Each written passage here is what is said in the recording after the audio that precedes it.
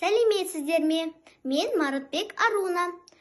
Павлодар қаласының номер 25-ші жалпы орта білім беру мектебінің 3-ші А сынып оқушысымын. Менің класс жетекшім Нұрпейісова Салтанат Алексеевна. Мұқағали Мақатаевтың «Ей, өмір» деген туындысын ұсынамын. Ей, өмір, дүниенің ағында, қарасында, мүңк етпейсің қабылдап аласында.